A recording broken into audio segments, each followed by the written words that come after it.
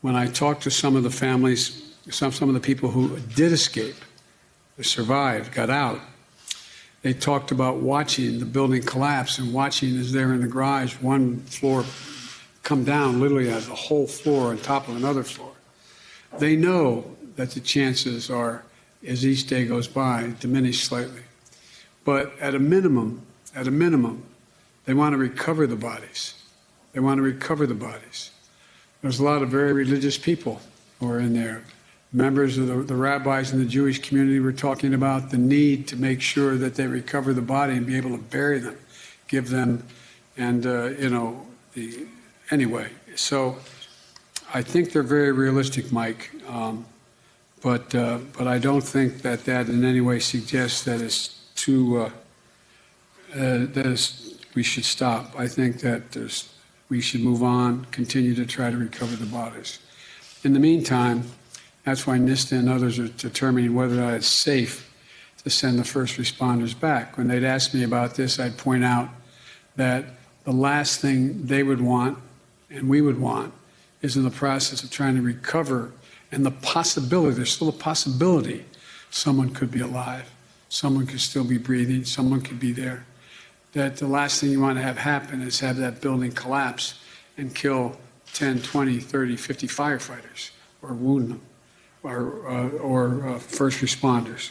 So, but Mike, they're realistic. It just brought back so many memories. It's bad enough. It's bad enough to lose somebody. But the hard part, the really hard part, is to not know whether they're surviving or not. Just not have any idea. When the accident took my wife and my family, the hardest part was, were my boys going to get out? Are they going to make it? And not knowing. When you're flying home from Washington, you get the news, you just don't know.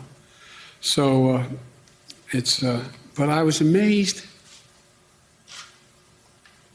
As you know, unfortunately, I've done a lot of these circumstances where I've met with families who have had great loss.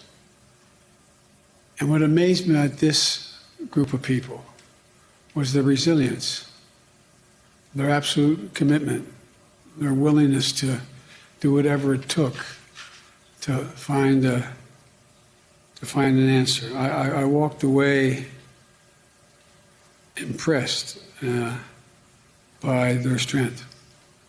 And Nancy Bloomberg, do you have a question? Yeah. I was told. Oh, thank you.